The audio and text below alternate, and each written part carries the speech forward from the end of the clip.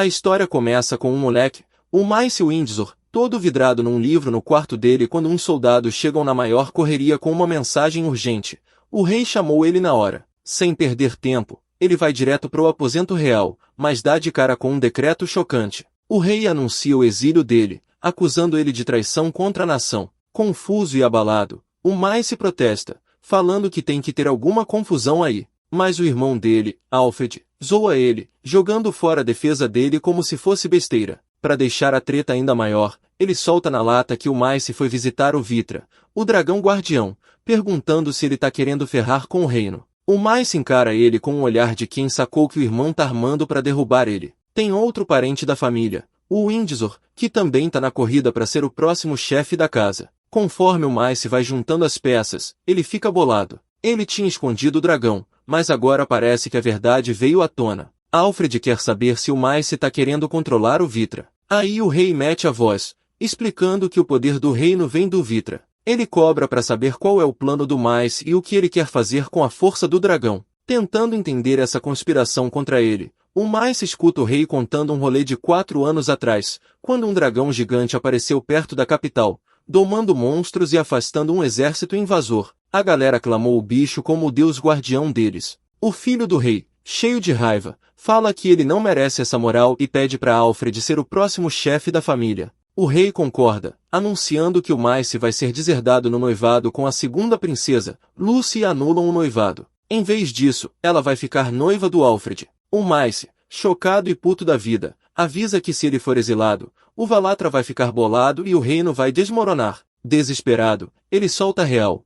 O Vitra não é um ser divino, é uma criatura artificial que ele criou usando alquimia. A galera não acredita nessa parada. O Alfred ri da cara dele e o filho do rei chama o Mace de vergonha. O tribunal vira uma bagunça e os cavaleiros já estavam na dele. Ele tenta se explicar, implorando para ouvir ele, mas o rei joga fora as palavras dele como bobagem. Quando ele jura que tá falando a real, o filho do rei manda calar a boca na maior raiva. O Alfred sugere mandar ele para Belgrad, um lugar afastado cheio de florestas sem fim. O filho do rei apoia a ideia, lembrando que o governante de Belgrad morreu recentemente e a região tá numa situação lascada. O rei concorda, decretando que esse vai ser o destino do Mace. Os soldados arrastam ele enquanto ele grita avisos sobre a destruição que vem pro reino. O Alfred zoa ele pela última vez, enquanto o rei avisa que se ele reclamar mais, vai ser execução na certa. Quando a porta se fecha, o Mace é exilado. No caminho para Belgrad, ele fica na pilha, preocupado com como vai explicar tudo para a irmã dele, a Tine.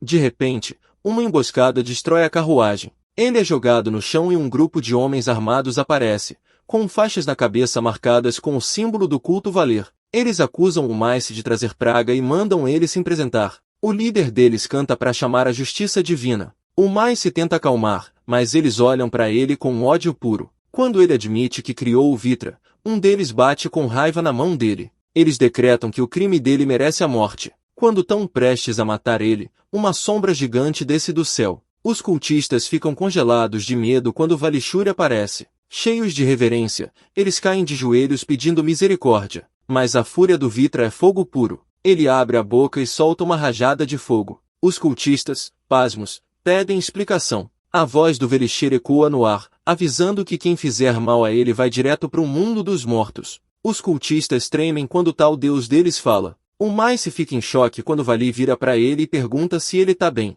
A fala do dragão é quase humana e o Mace acha que deve ser algum efeito da alquimia dele. De repente, o dragão avança e abraça o Mace. Ele fica tenso, sentindo que tem algo estranho rolando. Com cuidado, ele pergunta se ela pode voltar à forma original. O Vitra balança a cabeça. A forma que o povo venerava era só uma máscara. Aí rola uma transformação e, na frente do Mace, tá a irmã dele, Tine. Ele fica pasmo, tentando entender essa revelação. Ela sorri e pede uma roupa. Quando ele entrega, ele fica pensando se o mecanismo dela poderia fazer a roupa se adaptar automaticamente durante as transformações. Logo ela aparece com uma roupa chique, rodopiando de brincadeira. Depois, ela entrega um fragmento do cofre infinito. Ele agradece, então pergunta, meio sem jeito, se ela poupou os cultistas. Ela garante que não matou eles. Se tivesse feito isso, ele podia ser acusado de assassinato. Em vez disso, ela usou magia de congelamento para deixar eles quase mortos,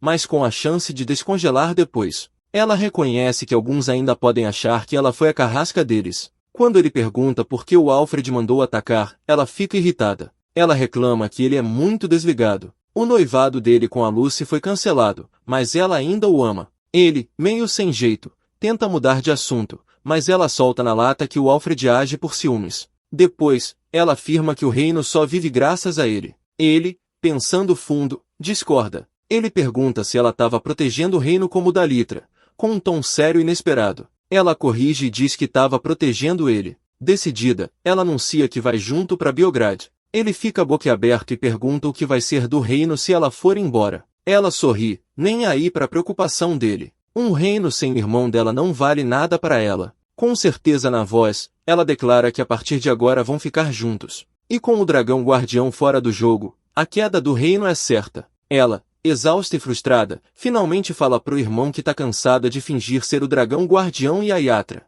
Ela insiste que deviam fugir juntos do país e ir para as terras distantes e selvagens. Ele, depois de uma pausa, concorda. Sem pensar duas vezes, ela manda ele subir nas costas dela. Ele fica confuso. De repente, ela vira dragão na frente dele. Ela fala que vai levar ele voando. Ele, assustado com a ideia, recusa na firmeza. Explica que se ela voar em forma de dragão, vão chamar a atenção demais. Como o dragão guardião do reino, o sumiço dela ia deixar a galera em pânico. Sacando o risco, eles pensam em outras opções. Depois de pensar, ela sugere levar o Maice na forma humana dela mesmo. Ele, confuso, pergunta se ela tá falando sério. Ela explica que se precisar, ele tem que segurar firme. Mas vendo a reação dele, ela logo propõe que comprem um cavalo. Ele pensa na ideia. Levar ele nas costas ia deixar ela mais lenta e chamar mais atenção que voar. Ela pergunta se eles têm grana para comprar cavalo. Ele, de boa, lembra que como próximo chefe da família, tem dinheiro de sobra.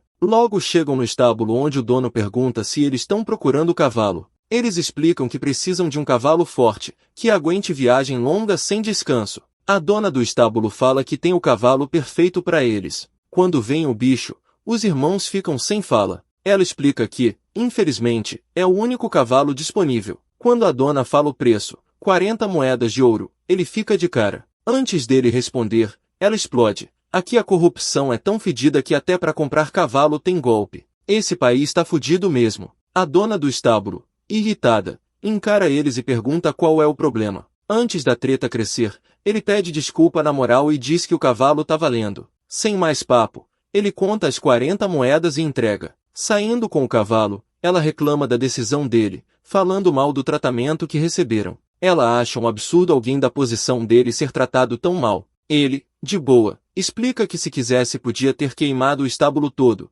mas escolheu deixar pra lá. Ela, surpresa com a resposta, fica na dela. Observando o cavalo de perto, ela percebe que o bicho tá cansado e talvez não consiga levar eles até o destino. Ele acaricia a cabeça do cavalo com jeitinho e dá uma moral pro bicho, dizendo que a jornada depende dele. Então, pergunta se o cavalo quer correr livre mais uma vez. Notando a dor nos olhos do bicho, ele ativa uma habilidade única. Coloca a mão no cavalo e canaliza o poder. Num piscar de olhos, o cavalo se transforma num unicórnio magnífico. A forma evolui, a força aumenta, e o rank sobe para um nível absurdo. Enquanto o cavalo vira unicórnio, ela fica impressionada de verdade. Ele explica que só queria deixar o cavalo num nível A, mas a habilidade dele ou gera uma criatura top ou falha feio. Ela, maravilhada com o poder do unicórnio, elogia o irmão dela. Satisfeito com o resultado, ele se prepara para ir embora, falando para ela montar logo que eles têm que partir sem demora. Enquanto cavalgam, a velocidade absurda do unicórnio deixa os dois de cara. Ele comenta que, nesse ritmo, chegam em Biograd rapidinho. Ela se segura firme no irmão e ele brinca que ela tá se apoiando demais nele. Com um sorriso maroto, ela admite que tá fazendo isso de propósito. Mas logo ele sente um desconforto e fala que o chifre dela tá encostando nas costas dele. Ela ajeita só um pouco, mas fica colada mesmo assim. Passando por umas vilas, a galera olha para eles meio pasma. Ele percebe que estão chamando atenção demais e fala que precisam aprender a controlar essa velocidade do unicórnio. Chegando perto de Biograd, ela comenta que a chegada rápida é graças ao unicórnio, mas ele insiste que é por causa dela. Ele lembra que todos os monstros no Reino Alfazia obedecem a ela, ou seja, ninguém vai atacá-los. O lance de ser recebido por monstros deixa ele surpreso, mas ela garante que é normal. Afinal, ele é o ser supremo e mais cabuloso de todos. Perto da periferia de Beograd, ela avisa que daqui pra frente, vacilar não é opção. Explica que os monstros na frente não estão sob o controle dela. Ele aceita e fica na moral, atento. De repente, eles veem uma pedra gigante bloqueando o caminho. Ele olha ao redor, achando que deve ter uma vila perto dali. Sentindo que tem algo estranho, ela diz que a vila está sendo atacada. Ele examina a pedra de perto e percebe que ela parece ter saído do caminho dela. Mas algo está errado, e ele pede para ela investigar. Ela concorda firme, dizendo que, seja de propósito ou não, alguém atacou o irmão dela e ela não vai deixar barato. Com vontade, eles guiam o unicórnio para a vila onde um ciclope gigante espera. Ao entrar na cidade, eles veem vários ciclopes. Um em especial chama atenção, atacando só por diversão. Em outro canto, rola outra briga, confirmando o medo deles de que tem vários ciclopes por ali. No meio do caos, eles veem cavaleiros lutando com tudo. Avaliando a situação, decidem barrar os invasores enquanto os cavaleiros de Beograd segurarem a barra. Mas se manda ela buscar o Leventine, e ela pega rapidinho a lança mágica. Sem pensar duas vezes, eles atacam e destroem um ciclopes com um golpe só. Surpresos como um monstro rank a caiu fácil, eles quase não acreditam. Ela, impressionada com a força do irmão, admira ele em silêncio. Os cavaleiros chegam, maravilhados com o unicórnio sagrado. Atonitos, perguntam quem são os irmãos. Antes que alguém responda, dois ciclopes enormes aparecem e cercam eles. Os cavaleiros, pegos de surpresa, se preparam para a batalha. Ela manda ele abaixar a cabeça. Quando os ciclopes atacam, ela libera todo o poder dela e corta um ao meio. A galera fica boquiaberta com a cena. Aproveitando a deixa, ela declara o irmão como o novo rei de Beograd. Ele dá um passo hesitante para frente. Os cavaleiros, confusos com a calma dos irmãos, escutam ele explicar que vieram da capital real para defender a cidade. Antes que eles respondam, uma tosse violenta interrompe tudo. Ele percebe o estado dos cavaleiros e pergunta se estão machucados. Ela olha bem e reconhece os sinais da peste negra. Ele, chocado, fala que o rei nunca tinha dito nada sobre surto por ali e manda eles ficarem longe. Os cavaleiros, preocupados, pedem para ele se afastar para se proteger. Antes que a conversa continue, mais ciclopes aparecem e cercam eles. Mas se percebe que, mesmo doentes, os soldados lutaram até o fim para proteger a cidade. Ele não aceita que eles morram e manda a Tine desfazer a transformação dela. Com uma determinação firme, eles se preparam para defender o lugar. Ela mostra a forma verdadeira, soltando um rugido poderoso. Os cavaleiros, já impressionados, recuam sem acreditar quando reconhecem ela como Hitra, a dragonesa guardiã do reino. O choque aumenta quando Virtue fala, confirmando o que eles achavam. Sem entender como um dragão fala na língua humana, eles ficam parados, em choque. Ela diz que é por causa do poder do irmão, chamando ele de supremo e maior de todos. Os cavaleiros, arrepiados, olham para ele com respeito. Ele escuta, sem graça com a admiração. Antes que possa reagir, os ciclopes avançam de novo, dizendo que a ousadia deles é imperdoável. Ela fala que essa burrice merece 1000 mortes. Ela cospe fogo, reduzindo os monstros a cinzas. Mas alguns tentam fugir, só observando. A fúria dela aumenta e ela questiona se eles realmente acham que vão escapar. Ela se põe na frente do irmão, protegendo ele, e declara que aquela terra é dele. Avisa os ciclopes que atacar a cidade é virar inimigo dele. A presença dela amedronta os ciclopes, que tremem, abaixam as armas e pedem perdão. Mas ela nem se comove, lembrando frio que, já que levantaram armas contra o irmão dela, o destino deles é a morte. Miss, chocada com as palavras dela, tenta conversar, pedindo que ela tenha misericórdia porque os ciclopes se renderam. Ela fica meio surpresa, mas nega, perguntando se ele acredita em poupar inimigo que já jogou a toalha.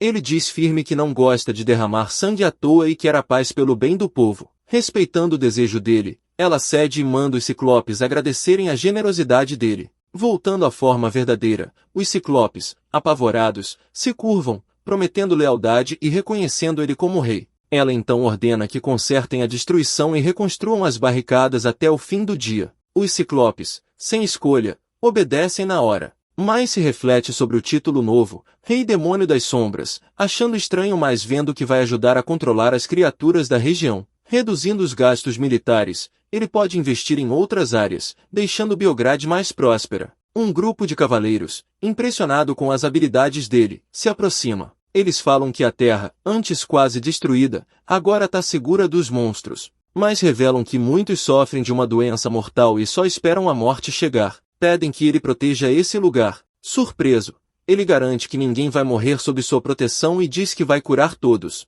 As palavras dele chocam os cavaleiros, que duvidam, explicando que até o antigo governante morreu pela doença. Eles dizem que uma vez infectado, não tem cura. Ela interfere, dizendo que eles têm sorte de estar ali porque o irmão dela é o maior alquimista da história do país. Lembra que até a transformação em dragão antes foi possível por causa da alquimia dele. Ele pergunta sobre as poções disponíveis na cidade, querendo criar um elixir curativo. Usando a alquimia da Gênese e a evolução da existência, ele produz o elixir Panaceia e manda os cavaleiros beberem. Conforme tomam, as feridas dele cicatrizam na hora e a força volta. Percebendo que as poções disponíveis ainda são poucas, ele manda os cavaleiros buscarem mais pela cidade. Eles obedecem rápido, trazendo tudo o que encontram. Depois de checar, ele vê que ainda não é suficiente, mas dá prioridade para os mais feridos. Ele reconhece que algumas tentativas anteriores de criar poções falharam porque a taxa de sucesso não era 100%, mas garante que vai continuar tentando. Ela examina as poções e sugere que vão precisar de uma oficina para melhorar a taxa de sucesso. Ele concorda, percebendo que precisam de equipamento decente, começando por um caldeirão de alquimia. Mas ela lembra que ele já conseguiu antes sem isso. Ele admite que ficou aliviado quando os experimentos deram certo, mas também estava preocupado com a chance de falhar. As palavras dele deixam ela e o unicórnio em silêncio por um tempo, pensativos e meio inquietos. Um cavaleiro dá um passo à frente, ainda incrédulo, e diz que eles achavam que a capital real tinha abandonado eles. Ele reconhece as habilidades dele como divinas e diz que é natural ele ser o rei deles. Miss, porém, esclarece que ele não sabia da praga que estava se espalhando por Biograd. O cavaleiro fica pasmo e pergunta por que mandaram ele para cá então. Ele lembra que o irmão Alfred exilou ele na fronteira e começa a desconfiar que Alfred já sabia da doença. Ele até pensa se o rei só foi informado que o antigo senhor tinha morrido. Ao ouvir isso, ela fica brava, dizendo que se isso for verdade, vai esmagar o Alfred. Ela afirma que o rei cometeu um crime grave no momento em que o exilou. Ele ficou bolado com o que ela falou, mas continuou na moral, sacando que se ele vacilar, isso pode ser visto como traição. Então, decidiu manejar a situação com cuidado. Quando o Ciclope chega, chama ele de rei, chorando, pede um elixir para salvar um camarada que tá morrendo. Sem nem pensar, ele topa. Antes de continuar, ela pergunta de novo se ele tá certo disso. Ele confirma que o Ciclope agora são aliados, e se der para salvar a galera, ele vai na fé. Ele aplica o elixir e o Ciclope que tava morrendo sarou na hora. Os cavaleiros de Biograd, vendo esse milagre, juram lealdade total a ele. O povo, emocionado com o poder e a compaixão dele, o proclamam seu governante e prometem fidelidade eterna. Na mansão, eles trocam ideias sobre a necessidade urgente de remédios. Ele, sério e focado, aponta que o estoque da cidade tá pouco. Quando pergunta sobre comércio com mercadores ou cidades próximas, o cavaleiro fala que o comércio parou tudo.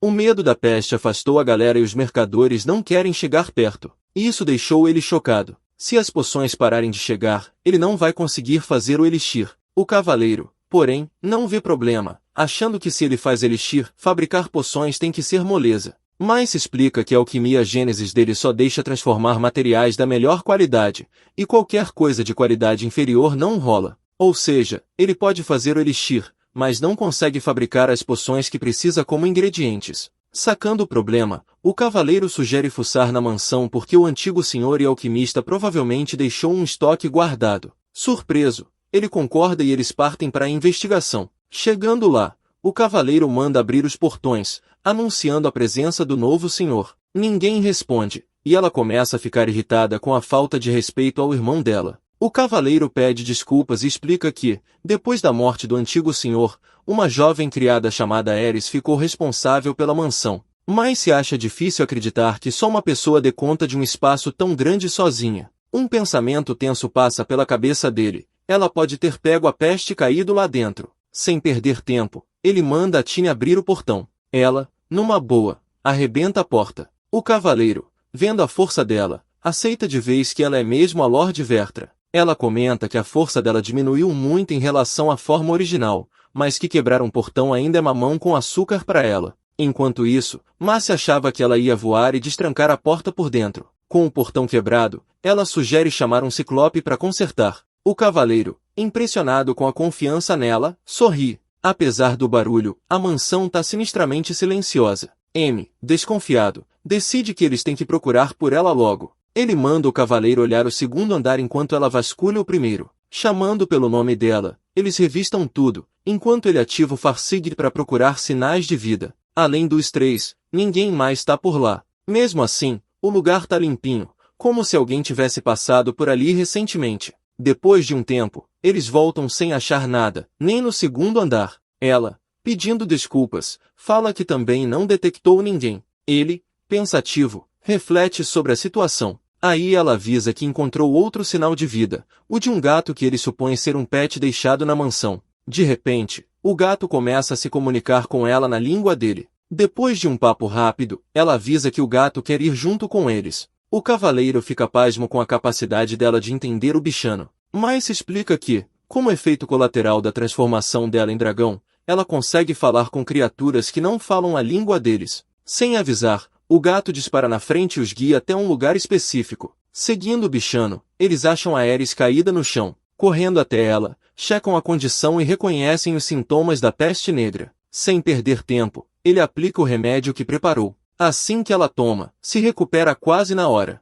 Sentando, ela fica boquiaberta com a recuperação súbita. Aliviado, ele sente que chegou no momento certo. Ela, ainda em choque, pergunta se ele é médico. Antes que ele responda, Kenny fala que ele é o novo senhor de Bograd. Ele se apresenta formalmente, mostrando que está feliz de conhecer ela. Ela, surpresa, tem dificuldade de acreditar. Percebendo o jeito estranho dela antes, pede desculpas rápido e se apresenta como a criada da mansão, que serviu os senhores dessa terra por gerações. Ela agradece de coração por terem salvo ela. Ele, sorrindo, diz que se ela quiser agradecer, deve ser ao gato, que foi quem levou eles até ela. Ela, surpresa, pega o gato e abraça, agradecendo por trazer ajuda. Virando séria, ele pergunta se ela pode mostrar onde fica a oficina de alquimia. Ela ainda está se recuperando, acha que ele deve estar morto de cansado, e se oferece para preparar um quarto, sugerindo descansar à noite. Mas ele está firme na decisão, não tem tempo para descanso,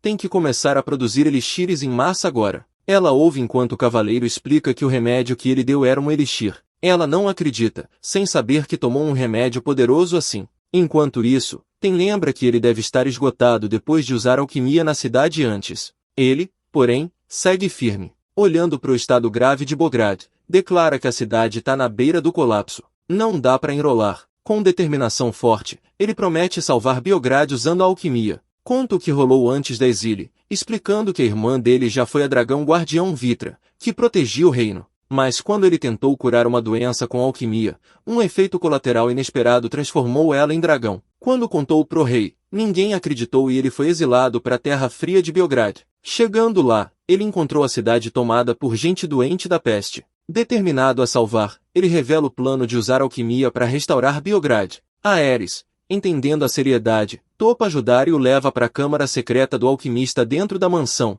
deixando ele surpreso com a existência do lugar. Enquanto seguem, um cavaleiro avisa que voltou para as funções de segurança e deixa a situação com ela. Ela reconhece e segue com eles. Entrando na mansão, mas fica impressionado com um túnel subterrâneo escondido ali. Descendo, eles chegam numa câmara abandonada há muito tempo, e ao entrar, ele e a irmã começam a tossir por causa da poeira pesada. Aerys pede desculpas, explicando que o antigo senhor proibiu qualquer um de entrar sem permissão, então nunca foi limpa. Ele nem liga, notando que pode ter substâncias perigosas por ali que ficaram sem controle por causa da ausência do antigo dono. Ele insiste em checar as poções guardadas, mas reconhece que precisam limpar o lugar primeiro. Do nada, ela começa a tirar a roupa, tremendo de medo, achando que ele vai punir ela. Os dois ficam chocados. Vendo o desespero dela, ele, bem preocupado, garante que nunca faria mal a ela. Ela, meio receosa, revela que o antigo senhor tratava ela e os outros servos com muita crueldade,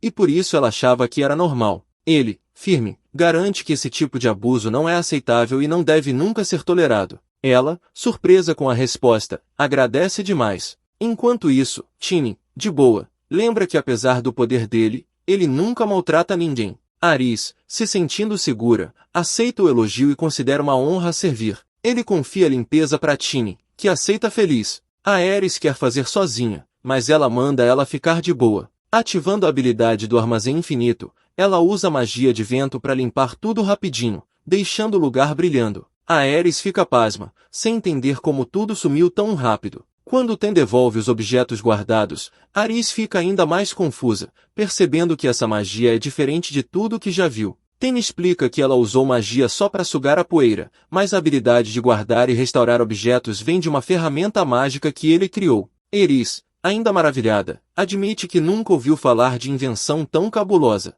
Ten se gaba, dizendo que é a única do tipo e que ele já criou várias relíquias mágicas, tipo lanças, espadas e elixires. Ela empolgada conta que até a fera sagrada fora do unicórnio é criação dele. A Ares fica sem palavras, lembrando da lenda da família do Cal Windsor, que dizem ser descendentes do famoso alquimista Parizelus. Mas ela fica na dúvida se as habilidades dele não são até mais sinistras que as do grande alquimista. Ele, no entanto, humildemente rebate a ideia, reconhecendo que ainda é meio novato nessa parada. Depois de procurar um lugar decente para começar o trampo, Aten acha um pote de alquimia e leva para ele. De perto, ele saca que é o pote do pai deles mesmo. A mina conta que já tinha pego ele antes da viagem, lembrando como foi lá falar com o rei, que ficou pasmo ao ver um dragão na frente dele e acabou entregando o pote de boa, tipo um pai que tá fazendo a vontade da filha. Ele reconhece o esforço dela, enquanto a empregada, ouvindo falar do dragão, fica boquiaberta. Aí ela solta a bomba que ela mesma é a dragonesa guardiã,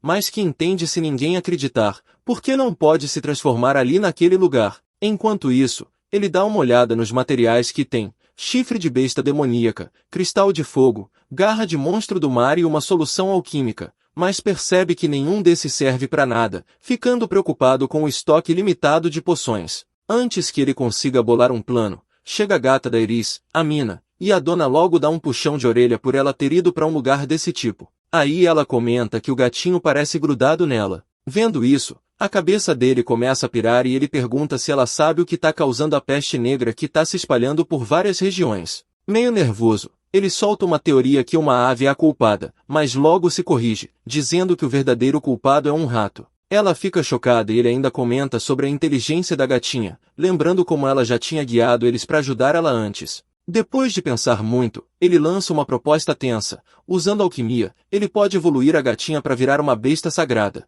Ela topa, confiando nele, mas diz que o consentimento da gatinha é essencial. Virando para a gata, ele explica na moral os riscos, admitindo que se o processo der ruim, ela pode virar um monstro, mas promete que se isso acontecer, vai dar um jeito de trazê-la de volta. Reconhecendo a preocupação dele, Aris confirma que ele realmente se importa com a mina. Ela, emocionada com essa firmeza, fala que confia nele. Ele então pede para Tini trocar uma ideia com a gatinha, porque ela consegue entender a linguagem das criaturas. Aris fica pasma com essa habilidade, enquanto Tini levanta a gatinha delicadamente e começa a falar com ela. Mina mostra toda a vontade de ajudar, chamando Tini de mãe. Aris fica passada com isso. Depois de trocar umas ideias, Tini transmite a gratidão da mina por ter sido acolhida 3 anos atrás. Ele digere a situação, sentindo o peso da responsa. Diferente de quando criou o unicórnio lendário, dessa vez ele vai criar uma existência única, que nem tem em nenhuma lenda. A dúvida bate na cabeça dele, mas antes que ele afunde nisso, Tini dá um gás, expressando total fé na capacidade dele. Com a moral lá em cima, ele finalmente se decide e começa a preparar com cuidado a transformação da gatinha em besta sagrada usando alquimia. Ele começa o trabalho focado e determinado, pedindo para Tini colocar a solução alquímica no pote. Ela segue as instruções e juntos preparam a mistura com cuidado. Harris observa preocupado pela gata, mas confiando na experiência, ele avança confiante para evoluir a existência da gatinha. Quando a solução fica pronta, Tini leva a gatinha e a joga na mistura quente. Ares fica tenso vendo a gata sair toda grudenta e meio perdida. Através da alquimia de alto nível dele, ela passa por uma transformação, crescendo muito e virando uma besta sagrada. Enquanto Mina se acostuma com a nova forma, ela corre para Ares e o abraça com carinho. Agradecida pelo cuidado que recebeu, ela expressa sua devoção e vontade de retribuir a bondade. Ares, aliviada e feliz, acolhe a versão transformada dela com afeto. Ele então manda ela para uma missão crucial,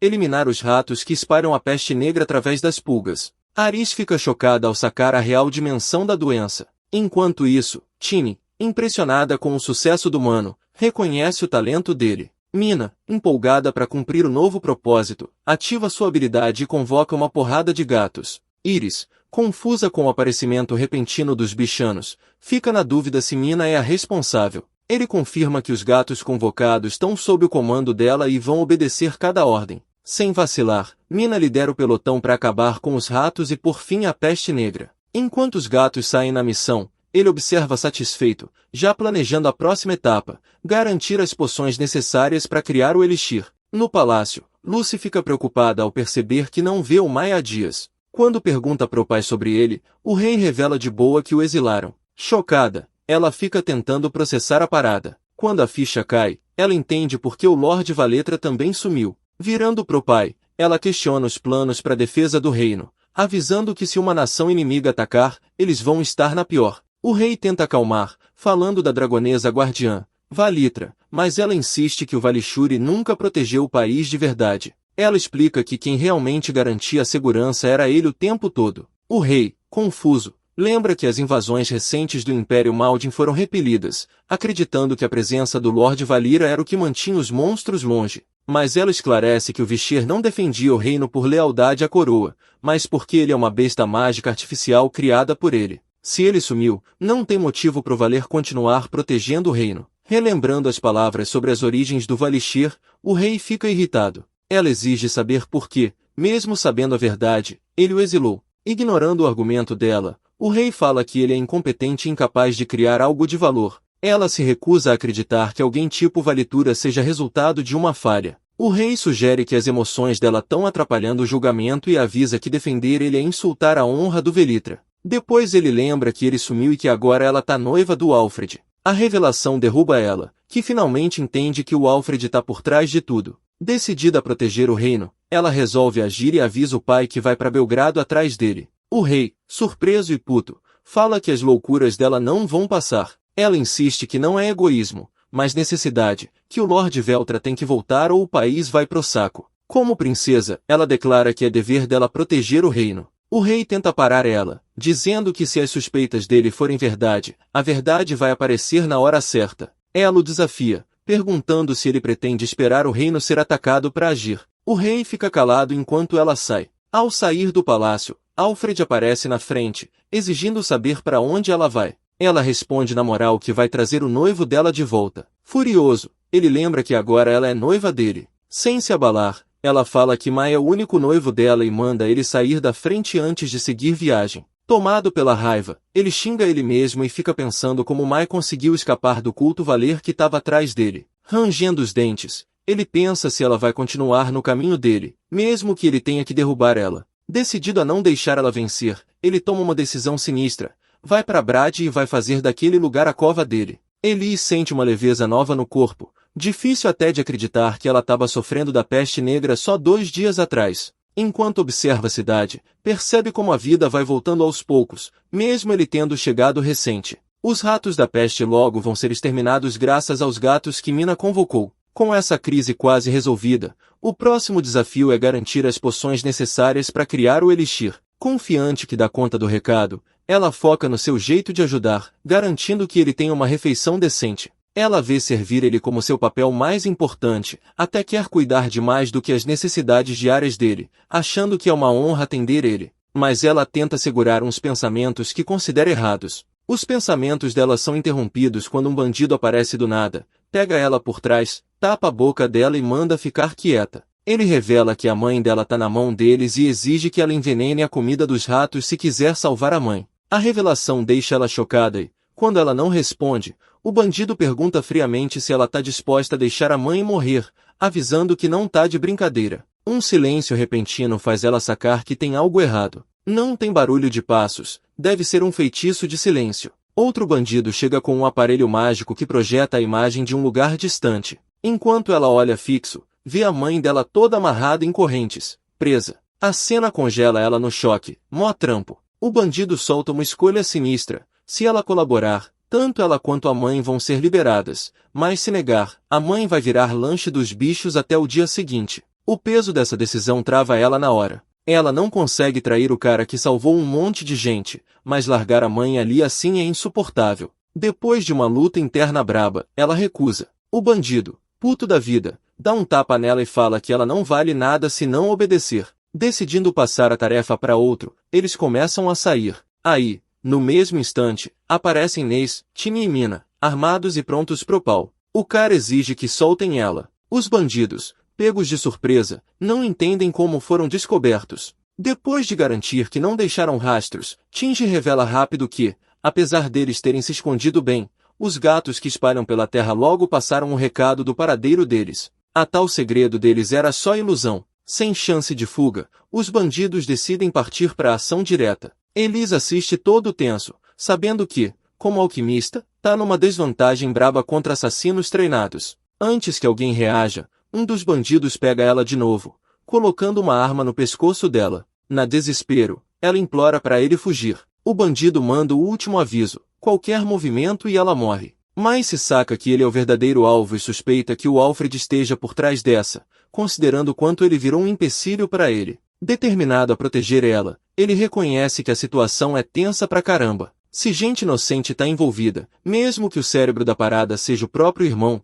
ele não pode fechar os olhos. Mas o bandido não se abala, mantendo a arma no pescoço dela e deixando claro que não tem tempo para papo furado. Ele exige que ele largue a arma. Ela, toda em pânico, implora para ele não se render. Sacando a urgência, ele, meio contrariado, joga a arma no chão, deixando geral de cara. Assim que os bandidos baixam a guarda, ele ativa rapidão a magia de paralisia. Uma onda de energia se espalha na área, imobilizando todo mundo e fazendo os bandidos caírem duro. As caras de choque deles mostram que não entenderam nada do que rolou. Com confiança, ele revela que a arma dele é feita para derrubar inimigos sem matar. Tini, observando a estratégia, reconhece a manha, sabendo que ele era capaz de uma jogada dessas. Com a magia de alto nível, ele neutralizou a ameaça sem nem precisar se envolver direto. Agora em segurança, Mina corre para abraçar ela enquanto os outros checam como ela tá. Ela garante que não tá machucada, mas avisa ansiosa que a mãe dela virou refém. Tini, na moral, mantém a calma e conta que já rastrearam o esconderijo dos ladrões usando magia. Ela afirma firme que não só vão resgatar os reféns, mas vão eliminar os bandidos de vez. Fortalecendo a determinação deles, garantem que vão trazer a mãe dela de volta viva. Deixam Mina cuidando dela e se preparam para partir. Alice, impressionada com a vontade de ferro da galera, tem dificuldade de acreditar que o resgate da mãe é real. Tini tranquiliza dizendo que não tem nada que eles não consigam juntos. Lutando contra as lágrimas, Tini vira dragão e deixa ele subir nas costas antes de decolar rumo ao esconderijo dos ladrões. No voo, ele pergunta a localização. Ela conta que o esconderijo é um castelo em ruínas, escondido bem no meio da floresta do norte. Pegando essa informação, ele manda ela ir no gás total. Determinado a chegar sem vacilar, ele pede para ela ser rápida porque a mãe da ela tá correndo risco grande. Ela aceita o comando e avança, avisando que a base inimiga já tá sob controle dela. Ele, surpreso, pergunta como ela conseguiu dominar as criaturas da área em só 2 dias. Ela explica que goblins e viver vivem por ali e que ela os comandou telepaticamente para se reunirem no esconderijo dos inimigos. Impressionado, ele manda ela só dar uns golpes de distração, sem matar ninguém. Quando chegam, uma horda de goblins já tá esperando. Eles atacam na hora, prometendo levar os humanos pro inferno. Ele, meio perdido, tenta entender como os goblins invadiram o castelo tão rápido, mas logo foca em fugir. Os goblins recuam quando um dragão enorme aparece voando por cima, causando pânico nos bandidos que correm para se esconder dentro do castelo. Enquanto isso, eles encontram a mãe da Ela. Sem perder tempo, ele manda ela quebrar as paredes do castelo. Ela solta todo o poder, destruindo com força bruta. Quem tá por perto fica em choque, sem acreditar que o Lord Vitra apareceu na hora. Ele solta a mãe dela e confere como ela tá. Fraca e tossindo, ela implora para salvar a filha em vez dela. Ele a acalma, dizendo que a filha tá segura e que vieram resgatar ela por pedido da Ela. Um grupo de bandidos chega, confuso com quem são os invasores e o paradeiro do Lord Vertra. Enquanto isso, ele oferece uma poção para a mãe da Ela, pedindo para ela tomar. Quando o elixir faz efeito, a dor some na hora, devolvendo a força dela. Chocada, ela pergunta se o remédio é raro e pede desculpas por usar algo tão valioso. Ele dá uma moral dizendo que, pro irmão dele, alquimia nesse nível é moleza, tipo fazer um suco, desde que tenha os ingredientes certos. A galera ao redor fica boquiaberta, sabendo que só existem 7 elixires assim no mundo, e um deles acabou de ser usado ali na frente deles. A atenção deles vira toda para ele quando os bandidos percebem que ele é o alvo. Cheios de ganância pelo prêmio, um deles parte para cima com tudo. Antes do golpe, Tini aparece na frente. Ele tenta bloquear com a espada, mas a reação rápida dela manda o atacante voando longe. No processo, a espada paralisante dele cai da mão. O inimigo que caiu é derrotado rápido, deixando os outros bandidos em choque. Um deles resmunga sem acreditar, lembrando dos boatos de que ele era um fracasso como alquimista, mas vendo a força esmagadora da garota nova, percebe que estava errado. Ela, puta da vida com os comentários, manda eles soltarem quem mandou eles ali. Os bandidos ficam em silêncio, mas ela dá um ultimato. Respondem em 10 segundos ou chama os goblins para forçar a barra. Apavorados, eles pedem misericórdia e confessam que o manda-chuva é o Alfred Windsor. Mace, ouvindo o nome do irmão, fica muito abalado. É difícil aceitar que ele tenha ido tão longe, envolvendo gente inocente nessa crueldade toda. Ela, compartilhando a raiva, sugere queimar o reino todo, deixando ninguém vivo. Ele já barra essa ideia na hora, achando exagero demais. Em vez disso, propõe mandar um aviso firme de que não vão aceitar outra ofensiva dessas. Ela respeita a decisão e concorda. Virando para os inimigos presos, ela fala na moral que os goblins podem fazer o que quiserem. Os bandidos, apavorados, imploram por misericórdia, percebendo que isso não fazia parte do combinado. Mas Tini fica firme, sem ceder. Logo um goblin chega, falando que o depósito do castelo tá cheio de poções e comida. Chamando ela de governante deles, ele espera a ordem dela. Mas se saca que esses suprimentos são dos caras que pararam a distribuição em Belgrado. Vendo a chance, ele manda os goblins levarem tudo pra lá na hora. Sem pensar duas vezes, eles obedecem, chamando ele de Rei Demônio das Sombras. Ele fica meio surpreso que o título já tenha corrido entre eles, mas logo volta a se concentrar. Com esses recursos, ele finalmente tem um jeito de acabar com a peste negra. A cena muda para o castelo onde a princesa Lucy se prepara para liderar o palácio em Belgrado, determinada a trazer ele de volta. Muita gente no palácio acha difícil de acreditar que ela vai mesmo, mas ela garante e insiste que ele tem que voltar pelo bem do reino. Preocupados com a segurança dela, os conselheiros sugerem que ela leve um monte de guardas, mas ela recusa, dizendo que a maioria tem que ficar protegendo o reino na ausência da Valisha. Ela reconhece que a atividade demoníaca aumentou e ressalta a importância de manter a defesa forte. Uma vez em Belgrado, ela acha que a situação vai estar mais estável. Surpresos, o palácio acaba aceitando a decisão e se despede dela. Nas sombras, Alfred observa, cada vez mais furioso, fervendo com a devoção dela ao irmão dele. O ódio dele pelo irmão só cresce, mas a raiva vira satisfação quando ele se lembra que, quando ela chegar em Belgrado, Mace já vai estar morto pelas mãos do assassino que ele mandou. Confiante no plano, ele se convence que, quando ela voltar na desgraça, ele vai conquistar ela e firmar o domínio tanto sobre ela quanto sobre o reino. Antes dele curtir a vitória, um morcegão aparece do nada e solta um bando de gente bem na frente dele. O lugar todo começa a tremer forte, e a raiva dele explode quando percebe que os assassinos que ele mandou não cumpriram a missão. O morcego entrega um relatório, passando uma carta da Miss.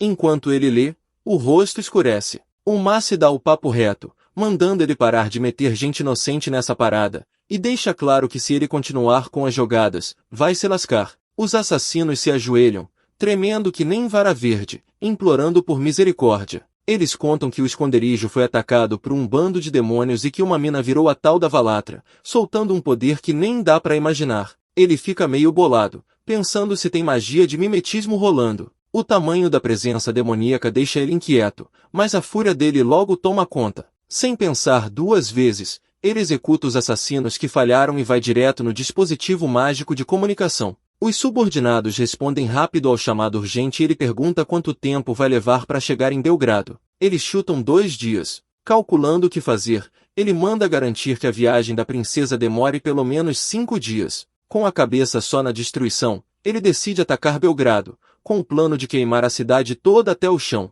Quando os caras ficam na dúvida por ser uma cidade do reino, ele inventa um relatório dizendo que Belgrado está em rebelião. Ele manda eliminar todo mundo, sem deixar testemunha, e jogar a culpa para os demônios. Ele ordena que usem uma armadura especial para enganar o povo, fazer eles se sentirem seguros antes do massacre. Os subordinados obedecem na moral, aceitando a mentira na boa. Quando a comunicação acaba, ele solta uma risada, todo satisfeito de como foi fácil enganar geral. A mente dele já pensa na peste negra que está se espalhando por Belgrado. Falando para os mercenários que estavam ali, ele declara que todos os inimigos dele, o irmão, a mina misteriosa que virou a Valatra, e quem quer que seja que se oponha logo vão ser eliminados. Ainda curioso sobre a transformação da mina, ele decide se ligar mais e tomar precaução. Ele vai para uma área restrita onde mantém umas feras perigosas. Os soldados da estação ficam bolados com ele, mas ele só dá um sorriso de canto e manda eles relaxarem, dizendo que as criaturas merecem um exercício.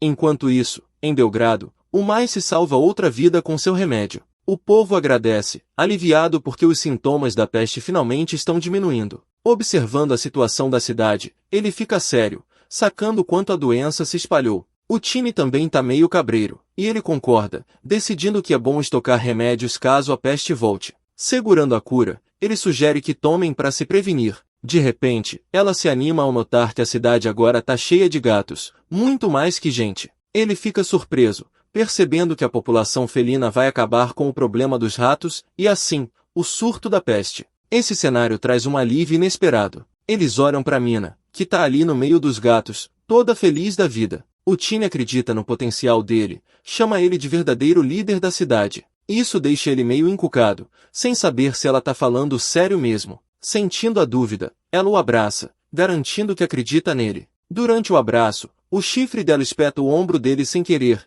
e ela puxa para trás rapidão. Aí eles focam numa questão urgente, a falta de comida, sabendo que estão sobrevivendo só com o estoque antigo. Decidem que reabrir as rotas de comércio é essencial. Ele começa a desconfiar que o problema foi de propósito, o que o deixa bolado. Nesse momento, um soldado chega para avisar que a distribuição da cura terminou. O mais se agradece, mas logo foca num grupo de gente que o soldado trouxe junto. Essas pessoas, doidas para conhecer ele, não param de elogiar, chamando ele de alquimista milagroso e até de salvador. Alguns chegam a dizer que ele é a reencarnação de um alquimista lendário. Entre eles, uma garota chega na frente e declara ele como mestre dela, prometendo lealdade total. Antes que ele possa reagir, o Tiny se mete, encarando ele e empurrando a galera para trás. Assustados, eles recuam. Irritado com a intromissão, ele manda ela parar de agir tão doida. Ela recua meio a contragosto, e ele ordena que o soldado garanta que todos os comandantes da noite tomem outra dose da cura,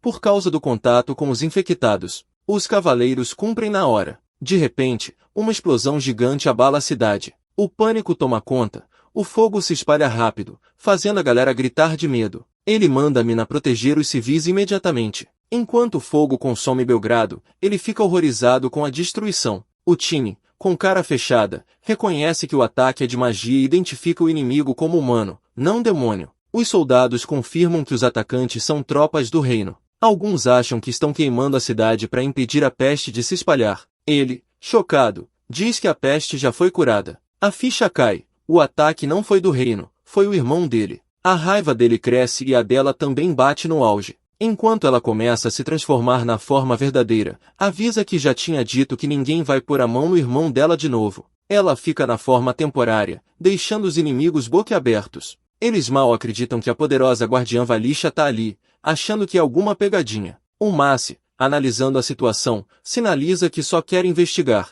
Entendendo o plano, ela concorda, ressaltando que o objetivo é só evitar uma destruição total. O inimigo não compra a ideia. Desconfiando da magia, recusam o que vem e, sem nem pensar direito, partem para cima, acusando a galera da cidade de traição. Os soldados da cidade, nem aí pro caos, juram lealdade a ele e se preparam para a batalha. Logo o campo vira um guerra braba. O barulho das armas se chocando cobre tudo. Decididos a acabar com o que acham ser uma aberração mágica, os inimigos atacam com força total. A Miss observa preocupada, mas antes que ela possa agir, solta fogo na cara dos atacantes. Para horror deles, ela sai ilesa. Sem hesitar, solta um raio pelos olhos, reduzindo vários a cinzas fumegantes. A Mina aproveita e avança, derrubando os inimigos com uma determinação feroz. Depois de derrubar um, ela declara a cidade segura, embora, com a batalha rolando, ainda possa ser cedo demais. O inimigo, porém, tá visivelmente abalado.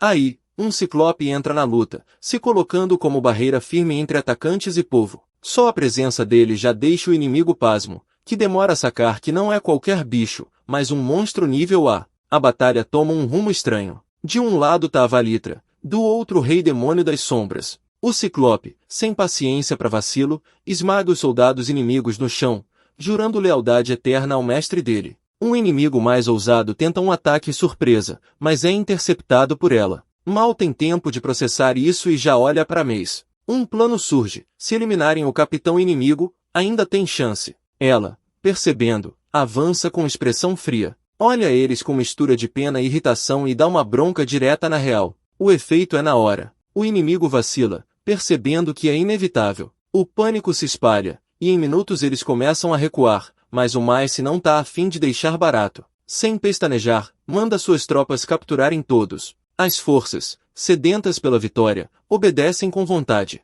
Montado no unicórnio, ele corre atrás dos inimigos que fogem. O inimigo, já desacreditado, fica ainda mais abalado. Uma criatura mítica aparece no meio da guerra, deixando a situação ainda mais injusta. Ele alcança eles rápido, esmagando as tentativas desesperadas de fuga. Frio, avisa que atacar a cidade dele tem preço caro. Com um golpe calculado, gira a espada paralisante e põe fim à batalha de vez. A cidade explode em comemoração, seu líder vencedor tendo esmagado o comandante inimigo. No meio da festa, ela, toda confiante, afirma que além dela e do irmão, ninguém nesse mundo poderia ter vencido essa batalha. Aí, do nada, uma risada soa de cima. O tom é sarcástico, sem nem um pouco de respeito. Todo mundo vira para ver quem chegou, e um cara aparece fazendo piada sobre o time impressionante dele. O cara se apresenta como Alfred, lembrando que ele continua sendo filho primogênito do Duque de Windsor. O Mace, meio pego de surpresa, observa enquanto Alfred chega com um exército de criaturas estranhas e sinistras, prontas para batalha.